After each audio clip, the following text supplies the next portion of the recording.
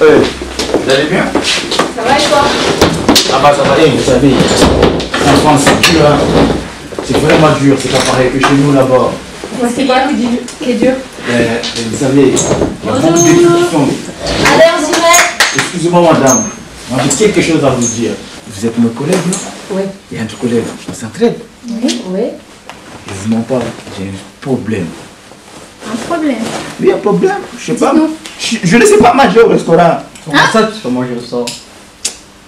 Tu sais, Laurent, un jour, on m'avait invité dans un restaurant.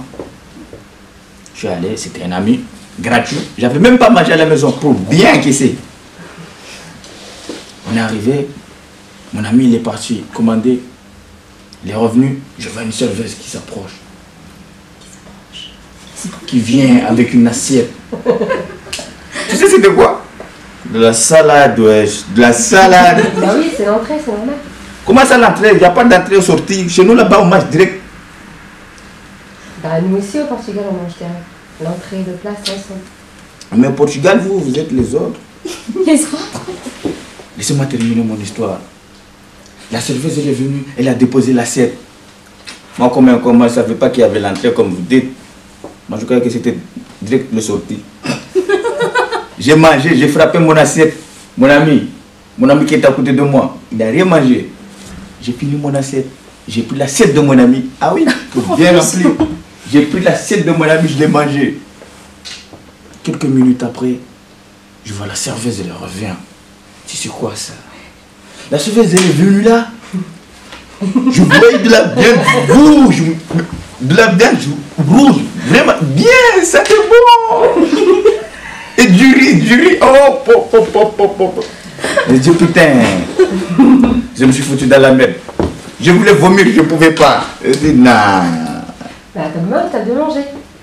Je peux manger, mais ça m'a fait mal au cœur. Je ne sais pas utiliser les fourchettes. Fourchette, je ne sais pas quoi, la fourchette couteau, je ne sais pas quoi. Chez nous là-bas, c'est pas comme ça. Couteau qui coupe la viande. C'est le couteau qui coupe les oignons. Mais si c'est pas pareil, il y a un couteau pour les viandes, il y a un couteau pour... Pourquoi? Je sais pas moi. Les poissons. Je ne sais pas. Quand je suis arrivée en France, c'était un peu la choc culturel. Au Portugal aussi, notre alimentation n'est pas la même qu'en France. Le plat et l'entrée, c'est tout ensemble. Après, on a une sieste de 2 heures environ. Et après, on prend une collation sucrée, salée, vin, café, tout sur la table. Je sais qu'au Maroc et en Turquie, la ville ne dort pas la nuit et que les prix des paquets de clopes sont moins chers. Au quartier, on a différentes façons de dire bonjour. Pour dire bonjour en maoré, on dit Gégé, Wafeche, Kwezi. En Tunisie, quand on parle avec quelqu'un qui est inconnu, on le dit juste salam alaikum. Pour quelqu'un de la famille, on dit halriba, ça veut dire ça fait longtemps. Pour des amis, il y a autre chose à dire. Oui, ça veut dire la catastrophe, elle était où? En République centrafricaine, on parle la langue sangou. Je m'appelle Drusilia, j'ai 19 ans, je suis née en France. J'ai vu des mariages maoris qui n'étaient pas les mêmes que nous. La mariée, on lui donne de l'argent. Je m'appelle Ilham, j'ai 22 ans, je suis d'origine marocaine. Un jour, j'ai parti au magasin pour acheter des yaourts. Quand j'ai arrivé à la caisse, la caissière elle m'a dit qu'il faut aller chercher le reste. Et moi, j'ai pris que 2. Je lui dis que je veux que 2 yaourts. Parce que chez moi, dans les magasins, on peut acheter par l'unité.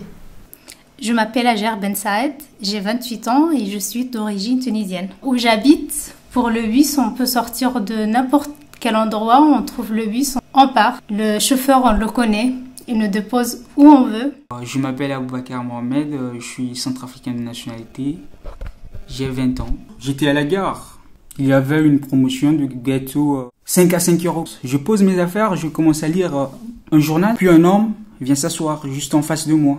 Un peu plus tard, j'entends un froissement sur la table. Je regarde et je vois le gars sortir sa main de mon sachet.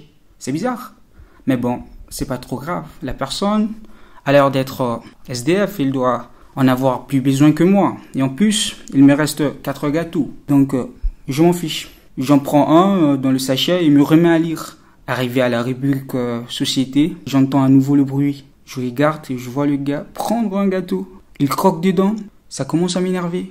Une voix annonce le départ d'un train. L'homme se lève avec ses affaires et en arrivant au bout de la table, il s'arrête. Je le regarde du coin de l'œil et je le vois ouvrir le sachet et prendre le dernier gâteau. Et je me dis, il est sérieux? Et il coupe le gâteau en deux en me tendant la moitié. Enfin, il me salue et s'en va. Je restais assis à me demander ce qui vient de se passer. Et je prends mon sac et ma veste.